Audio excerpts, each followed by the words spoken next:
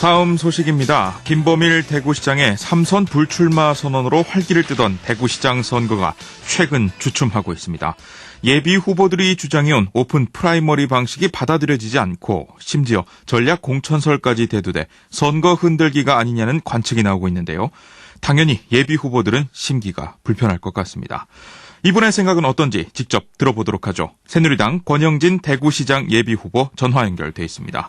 권영진 후보 안녕하십니까? 네, 권영진입니다. 안녕하세요. 네, 이 시도지사 선거 당내 경선 방식이 기존 방식대로 결정이 났습니다. 네네. 예, 그동안 예비후보들이 주장해온 국민 경선 방식이 받아들여지지 않았는데요. 어떻게 생각하십니까? 예. 우리 당이 아직도 민심을 담아내면서 정말 미래로 과감한 도전 혁신을 하는 데는 참 너무 주저하고 두려움이 많구나 하는 저는 아쉬움이 있습니다. 이번에 우리가 지난 대통령 선거 때 약속했던 공천 폐지하겠다는 약속을 지키지 못했습니다. 예. 저는 공천 자체가 나쁜 거라고 보지 않습니다. 왜 우리 국민들이 공천제 폐지하라고 하냐면은 그게 공천이 아니라 사실상 몇몇 사람들이 좌지우지하는 사천이기 때문에 그렇습니다. 그러면은 국민들에게 우리는 사천하지 않는다. 이번에는 정말 당원들과 국민들에게 공천권을 돌려주겠자. 과감한 혁신으로 저는 정말 완전 오픈 프라이머리라고 하는 국민 경선 방식을 도입하는 것이 정치 혁신이고 그리고 우리 선거 전략으로도 도움이 된다고 봤는데요. 예. 이게 받아들이지 않는 것은 참 우리 당이 민심을 담아내는데 아직도 주저하고 두려워하고 멀었구나 이런 생각이 들어서 참 아쉽습니다. 네, 그렇군요. 아쉬움이 많다. 그렇게 보시는 거군요. 알겠습니다.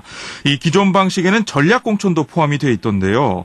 이 전략 공천설의 진원지로 최경환 원내대표가 지목이 돼서 논란이 되고 있는데 왜 이런 얘기가 나온다고 생각하시나요? 저는 최경환 원내대표가 그런 얘기를 한다는 얘기는 들었지 직접 제 앞에서 하거나 공개적으로 하지는 않았기 때문에 제가 그분을 거명하지는 않겠는데요. 예. 전략 공천은 불가능합니다.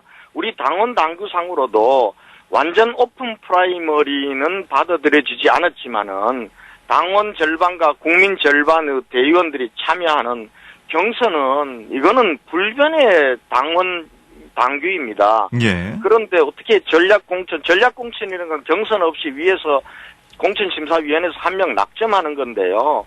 이건 있을 수 없는 거예요. 그런데 왜 자꾸 지금 전략 공천이 나오는지 모르겠는데요. 다만 누구든지 좋습니다. 나오려면은 이번만큼은 정말 우리 당원들과 대구 시민들의 손으로 새누리당 후보를 정하는 그런 치열한 경선이 돼야 되고요. 네. 지금 아까 처음에 이제 모두의 말씀하실 때 우리 경선이 치열하게 진행되다가 주춤하고 있다고 하는데요. 주춤하지 않습니다. 지금 우리 후보들요. 본선거 치르듯이 정말 정책 발표하고 유권자들 찾아뵈면서 자기 알리고 지지 호소하고 이렇게 다니고 있습니다. 네. 저는 언제 우리 대구에서 이런 일이 있었습니까? 새누리당 그냥 위만 쳐다보고 공천만 받으면 다 당선되는 거 아니었지 않습니까?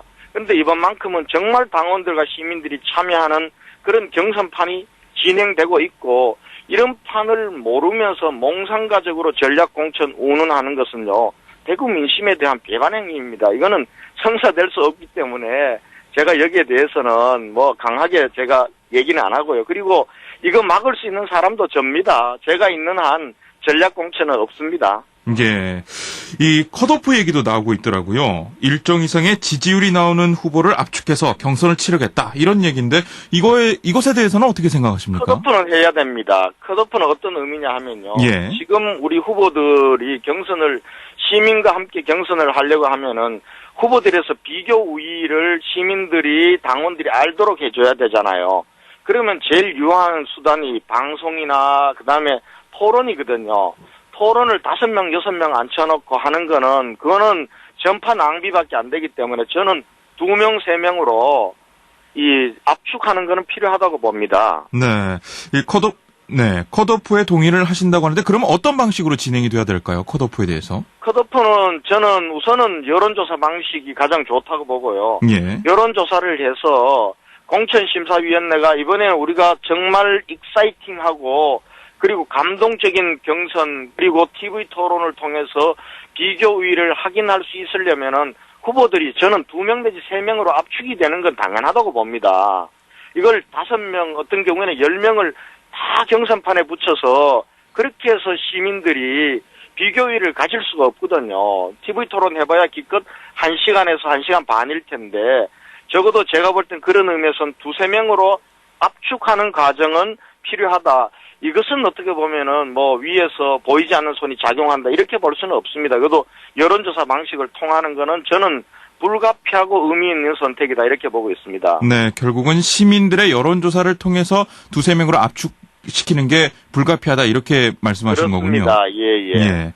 하지만 이 기존 방식대로 이 대의원과 당원 그리고 국민경선단 여론조사의 비율을 2대3대2로 하게 되면 네. 아무래도 당원 투표가 표심을 좌우할 것으로 보여지거든요. 네네. 네, 여기에 따라 또 선거운동 전략도 달라져야 하는 건 아닐까요? 저는 우리 당원들이요. 저는 대구의 우리 당원들도 대구의 민심과 같이 간다고 봅니다. 민심이 압도적으로 권영진이다라고 하는데 당심이 그걸 민심을 배반하고서 우리 새누리당이 대구에서 존립할 수 있겠습니까? 저는 그렇지 않다고 보고요.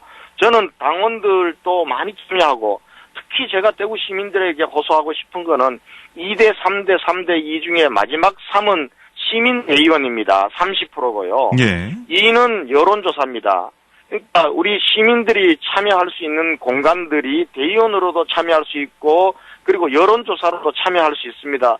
정말 이번만큼은 기권하지 마시고 새누리당 경선에 시민들이 정말 참여해서 이번만큼은 시민들이 중앙에서 낙점하거나 몇몇 사람들의 손에 의해서 새누리당 후보가 결정되고 후회하는 이런 일이 없도록 정말 시민 대의원들이 참여해 줄 것을 제가 호소드리고 저는 선거 전략이 그겁니다.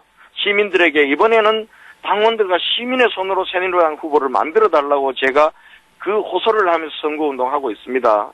네. 이 지지율이 몇 % 정도 돼야 된다. 이 지지율 하한선 얘기도 요즘 나오고 있거든요.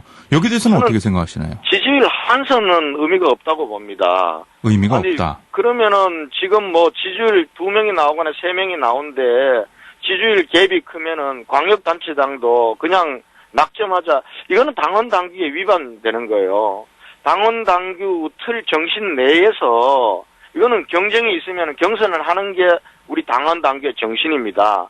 후보를 컷오프로 거르는 작업은 경선을 하지 않기 위해서 하는 게 아니라 보다 우리 시민들과 함께 하는 경선을 하기 위해서 컷오프로 압축하는 것이지 공천을 전략 공천 형태로 경선을 없는 공천하기 위한 컷오프는 아닙니다. 그거는 우리 당원 당규에 대한 심대한 위반입니다. 예, 알겠습니다. 당원 당규에 따라서 이 절차가 진행돼야 된다. 이렇게 보신 그렇습니다. 거죠? 네, 네네. 알겠습니다.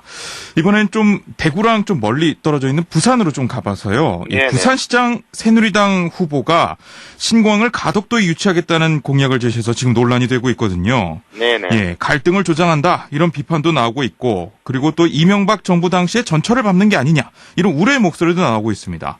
어떻게 우리가 대응을 해야 된다고 보십니까? 그게 제가 며칠 전에 참 바보짓이다.